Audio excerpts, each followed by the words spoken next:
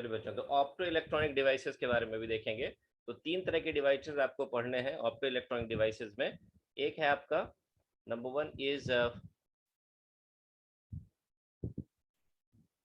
Photo diode, photo diode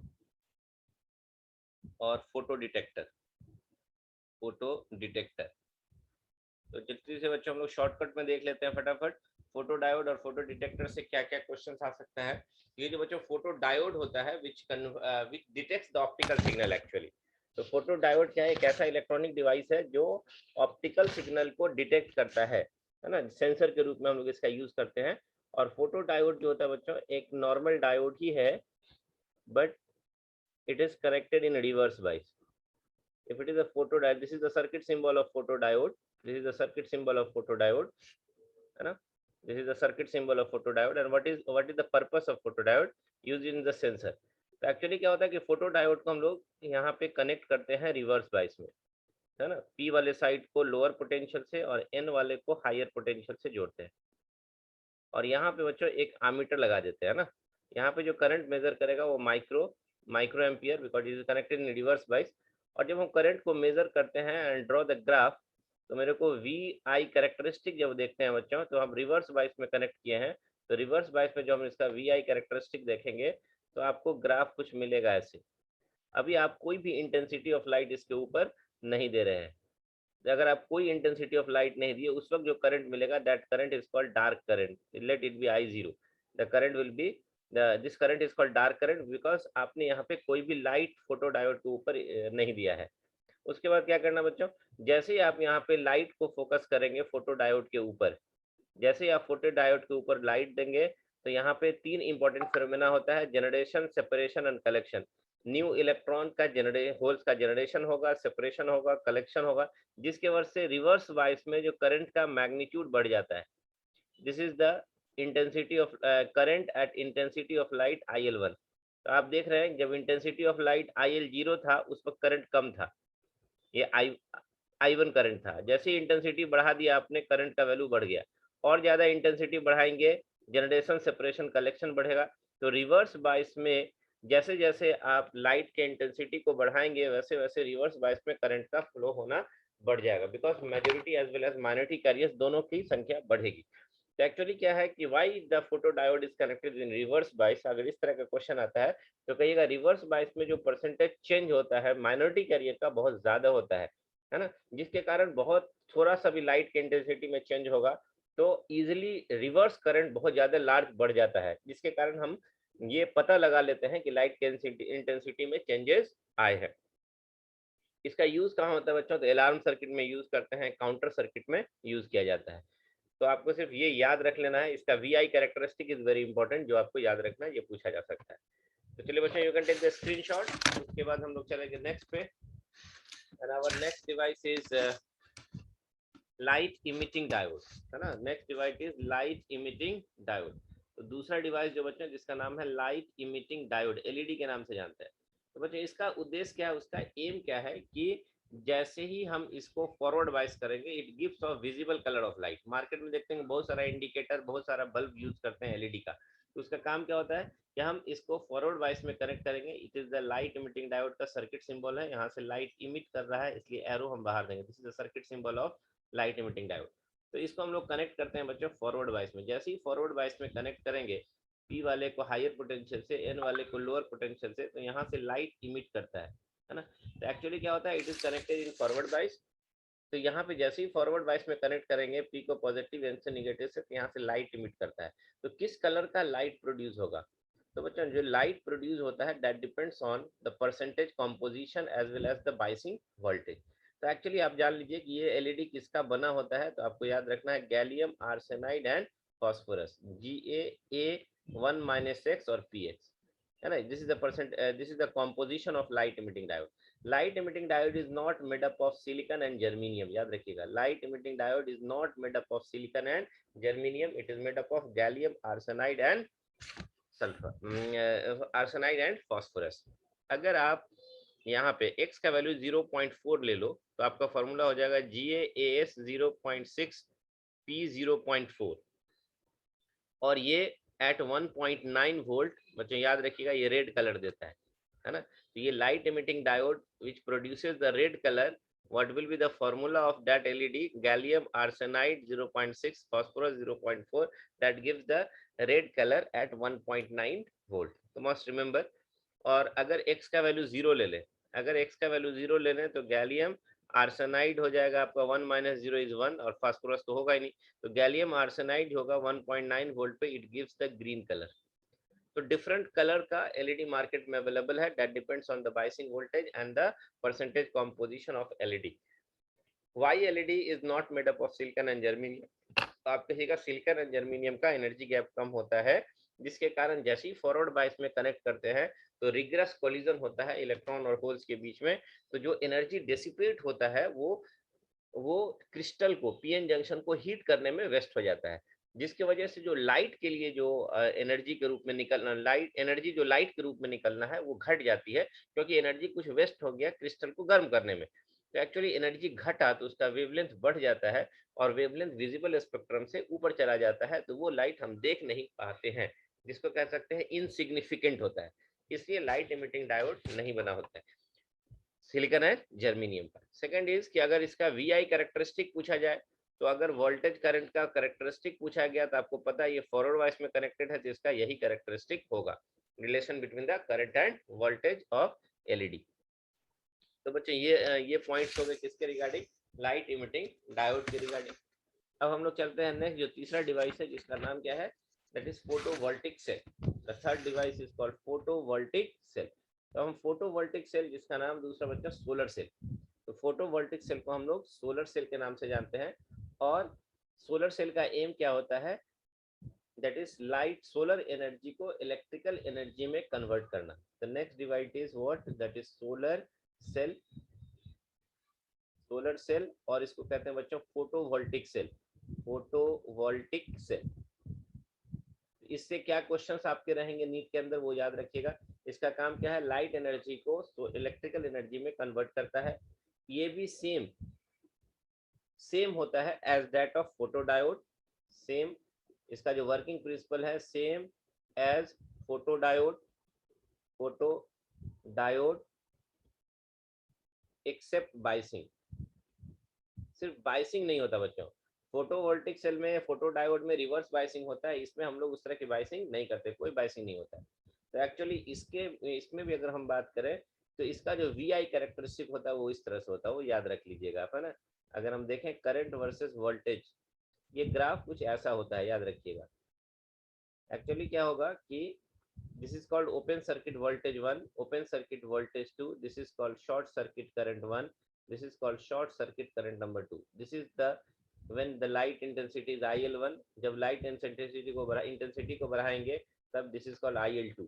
तो actually क्या होता है फोटोवोल्टिक सेल में, या आप जो देखते हैं सोलर सेल में, तो सोलर सेल में जैसे ही पीएन जंक्शन को अगर आप बाइसिंग करते, बाइसिंग नहीं, इसको जैसे ही आप सनलाइट में देंगे, है ना, जैसे ही आप सनलाइट में अगर आप देते हैं तो होता है क्या है कि ये रेसिस्टेंस है, जैसे ही सनलाइट इस पे फॉल करेगा, वही तीन इंपॉर्टेंट फिनोमेना होता है, generation, separation and collection of electron and holes, जिसकी वजह से करंट जो होता है वो बढ़ता है।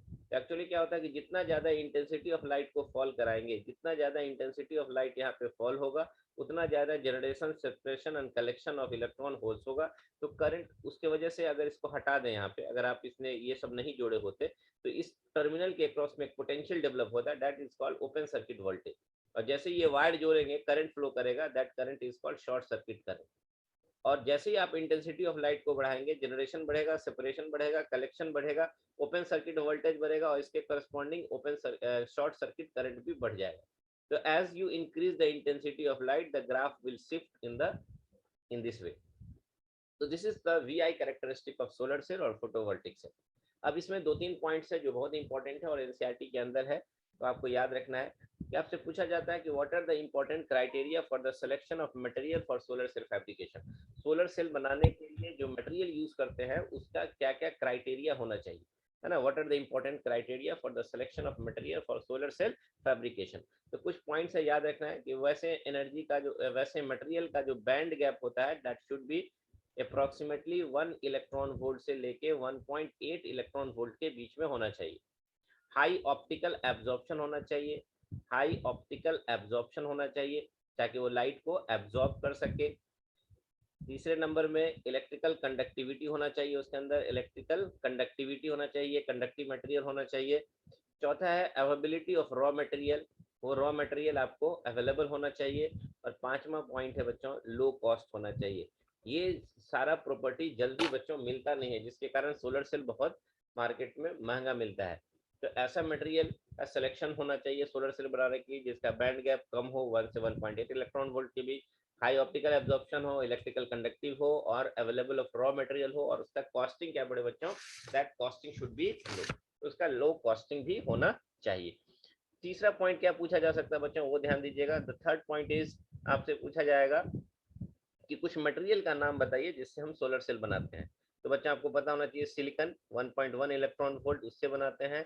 गैलियम एंड आर्सेनाइड अगर हम बात करें तो गैलियम एंड आर्सेनाइड इसके हेल्प से ही बनाते हैं। इसका एनर्जी गैप होता है बच्चों 1.43 इलेक्ट्रॉन वोल्ट।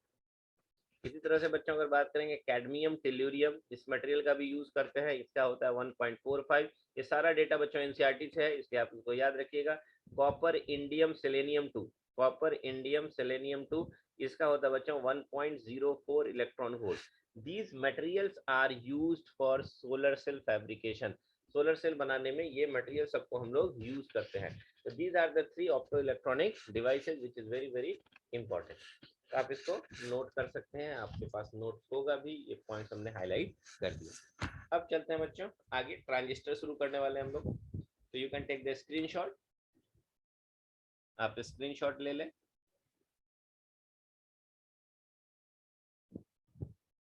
ओके चलिए बच्चों, अब हम लोग चलने वाले हैं किस पे, अब चलेंगे ट्रांजिस्टर के ऊपर, है ना बच्चों। तो transistor is very very important.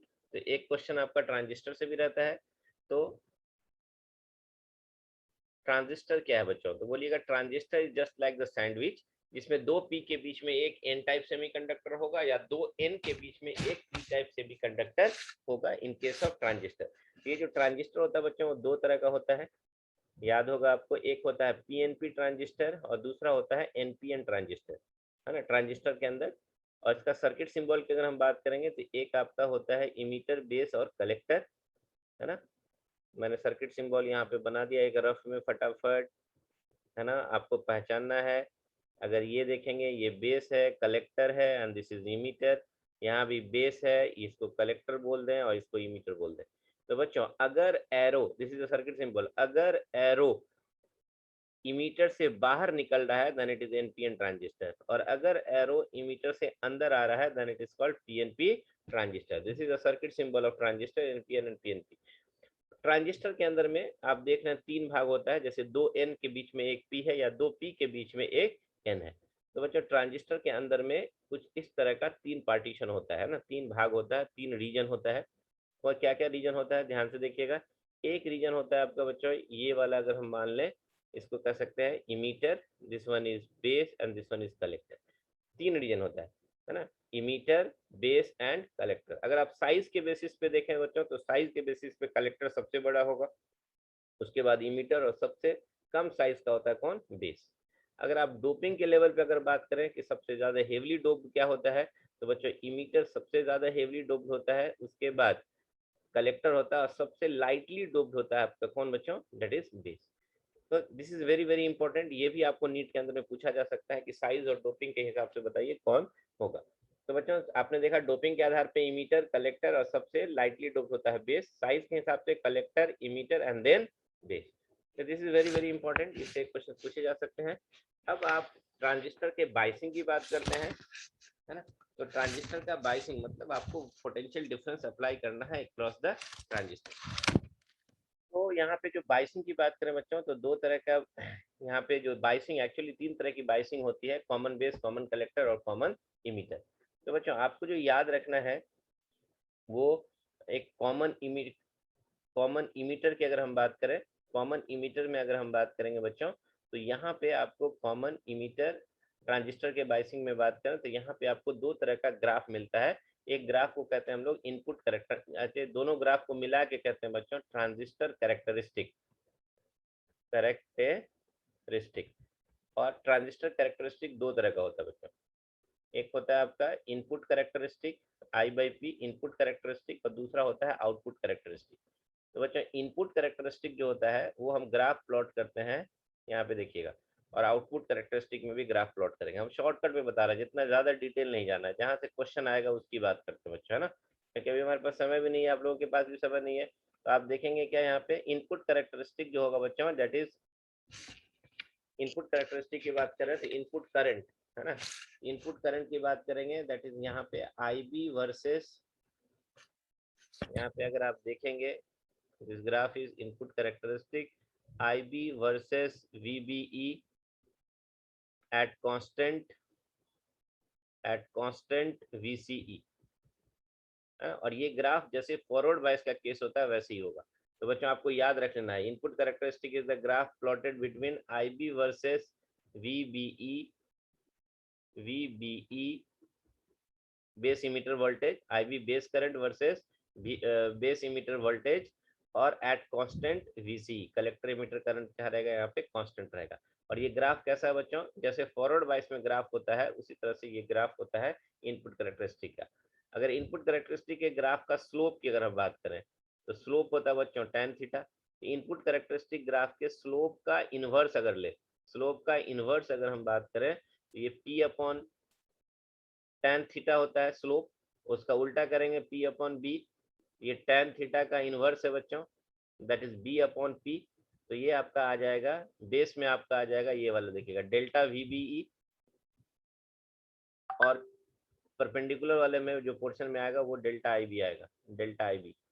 और ये दोनों जो होगा वो V by I that gives the resistance and this is called dynamic input resistance. The inverse of slope of input characteristic gives the value of Ri. This is called dynamic input resistance, मतलब एक variable input resistance देता है। और अगर हम बात करें बच्चों की आउटपुट कैरेक्टरिस्टिक में किसके ग्राफ होगा, तो आप बोलोगे बच्चों that is the IC versus VCE at constant IB, याद रख लीजिएगा at constant IB, base current को कांस्टेंट रखते हैं। और इसका जो ग्राफ बनता है बच्चों इस तरह से, है ना, इसका ग्राफ इस तरह से बनाएंगे। IB का वैल्यू मान लीजिए आपने 10 माइक्रो एम्पियर पे फिक्स कर दिया, तो आपको पहले जो है 10 माइक्रो एम्पियर से नीचे अगर रहिएगा बेस करंट को रखिएगा, कलेक्टर करंट को, कलेक्टर इमीटर वोल्टेज को बढ़ाइए, आपको कोई करंट यहाँ पे नहीं मिलेगा। लेकिन जैसे आप यहाँ पे लाएंगे चैनल खुलता है, उस केस में VC बढ़ाने के साथ IB बढ़ता है, लेकिन थोड़ी देर के बाद ये कांस्टेंट हो जाता है, कांस्टेंट रीजन आ जाता है। फिर अगर आप IB को बढ़ा करके 20 माइक्रो एम्पियर पे फिक्स कर दिए, तब VC को बढ़ाइएगा तो फिर से बेस करंट बढ़ेगा और फिर आगे जाकर के कांस्टेंट हो जाएगा। This is the what output characteristic. So there are two types of characteristic in a transistor, one is called input characteristic and another is called output characteristic. You can note it down, ये बहुत important है, characteristic आपको पहचानने के लिए आ सकता है कि बताइए क्या होगा। चलिए बच्चों you can take the screenshot, आगे बढ़ते हैं हम लोग। अब यहाँ पे ध्यान से देखना, ट्रांजिस्टर के अंदर जो करंट का डिस्ट्रीब्यूशन होता है ना, तो करंट के लिए बहुत इंपॉर्टेंट है। यहाँ पे देखिएगा जो क्वेश्चन न्यूमेरिकल पूछे जाते हैं कि ट्रांजिस्टर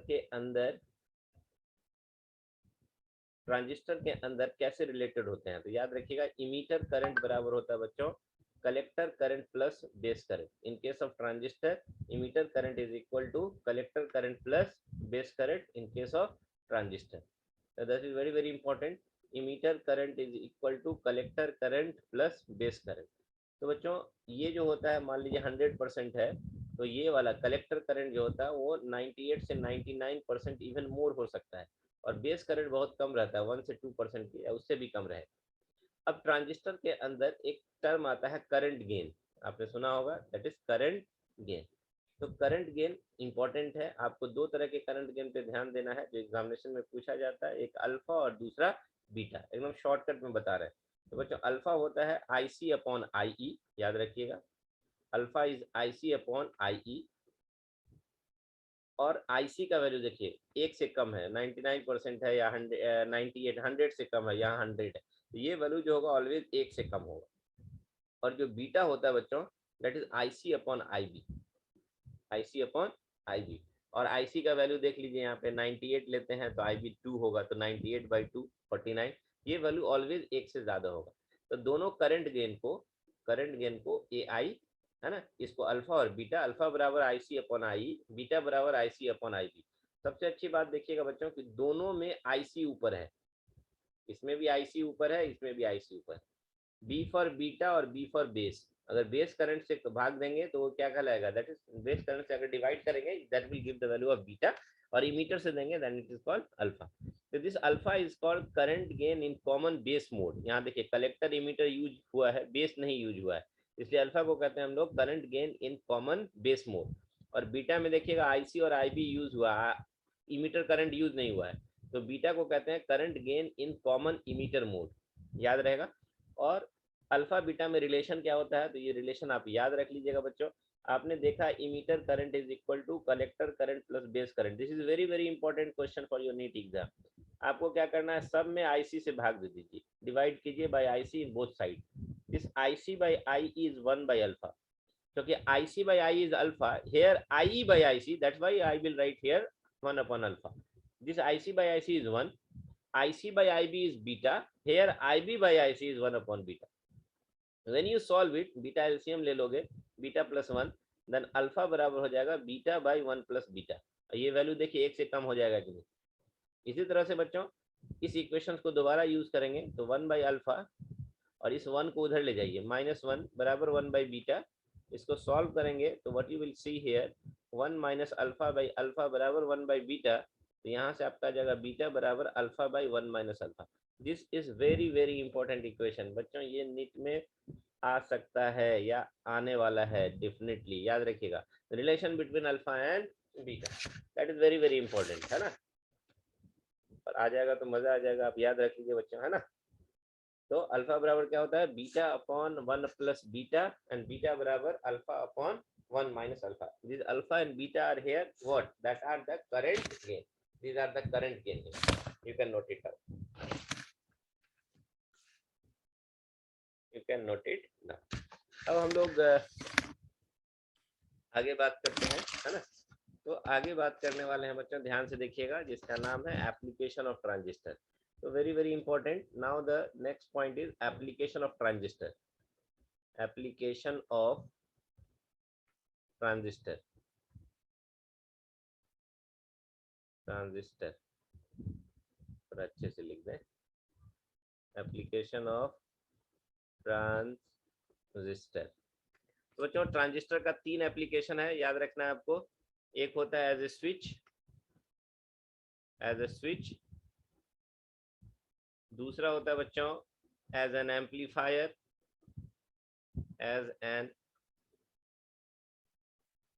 एम्पलीफायर, और तीसरा होता है बच्चों एज एन ऑसिलेटर,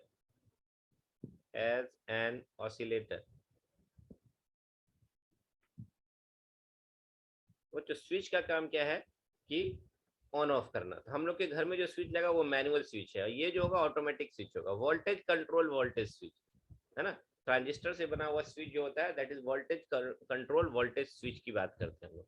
तो इसमें बच्चों एक सर्किट होता है, उसके मेन बात की बात करें, यहाँ पे इनपुट और आउटपुट वोल्टेज एक दूसरे को रेगुलेट करता है। कैसे रेगुलेट करता है, उसका एक ग्राफ के द्वारा मैं समझा रहा हूँ। यहाँ आउटपुट वोल्टेज है और यहाँ इनपुट वोल्टेज। तो बच्चों इसमें अगर हम ग्राफ बनाएंगे तो ध्यान से देखिए, ये ग्राफ कुछ ऐसा बनता है। जब आपका इनपुट वोल्टेज, यहाँ मान लीजिए हम लिखते हैं यहाँ पे 0.6 वोल्ट, और यहाँ पे लिख दिया हमने 1 वोल्ट। अब ध्यान से देखना, जब इस रीजन में जब आपका input voltage less than 0.6 volt होगा, जब आपका इनपुट वोल्टेज कम होगा, उस दौरान आउटपुट वोल्टेज आपका मैक्सिमम होता है। This is the maximum output voltage when input voltage is low. तो ऑटोमेटिकली जब आपका इनपुट वोल्टेज कम होगा तो उस वक्त आउटपुट हाई मिलता है। जैसे ही आप 0.6 वोल्ट से ज्यादा इनपुट वोल्टेज को कहेंगे, एब्रप्टली आउटपुट वोल्टेज डिक्रीज करता, देखिए। और जैसे ही आप 1 वोल्ट के बियॉन्ड जाएंगे, जैसे ही आपका V इनपुट 1 वोल्ट के ऊपर जाएगा, आउटपुट वोल्टेज बिल्कुल लो हो जाएगा और ये सैचुरेट कर जाता है। आउटपुट वोल्टेज लो हो जाएगा और बिल्कुल सैचुरेट कर जाता है।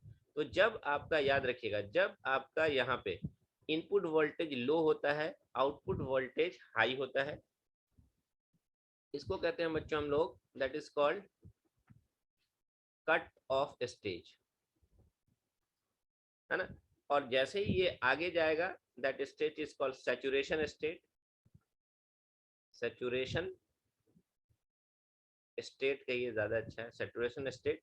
और बीच वाला जो है that is called active state और रीजन, एक्टिव स्टेट या रीजन के नाम से जो कह सकते हैं। तो एक्चुअली क्या होता है बच्चों, जनरली क्या होता है कि हम लोग घर में स्विच ऑन करते हैं, जब स्विच ऑन करते हैं तो देखते हैं जो बल्ब मेरा जलता है वो आउटपुट है, घर में जो लाइट आ रही है वो इनपुट है। जैसे हम स्विच को ऑन करते हैं बल्ब जल जाता है, आउटपुट हाई हो जाता है। लेकिन यहाँ पे अगर आप ध्यान से देखेंगे कि जैसे ही इनपुट लो होगा उस वक्त आउटपुट हाई है, and that stage is called cut of stage. और इस स्टेज में कहते हैं कि ये ऑफ की तरह बिहेव करता है। तो ये मैनुअल स्विच का अपोजिट है बच्चों। अगर आपके पास इनपुट लो है तो ट्रांजिस्टर से बना हुआ स्विच ऑफ स्टेट में होगा। ऑफ कहने का मतलब उस वक्त आउटपुट हाई होगा, है ना। और जैसे ही आप ऑन करते हैं, सैचुरेशन स्टेट कहलाता है ऑन। जैसे ही आप 1 वोल्टेज से ज्यादा जाएंगे सैचुरेशन स्टेट में या रीजन में चला जाता है, उसमें ऑन होगा, और ये ऑन होगा तो आउटपुट आपका लो हो जाएगा। तो जनरली क्या होता है, स्विच को हम ऑन करते हैं तो बल्ब जलता है, आउटपुट हाई हो जाता है। लेकिन यहाँ पे क्या है, जस्ट उसका उल्टा है, जब आप ऑन करेंगे तो ऑफ हो जाएगा।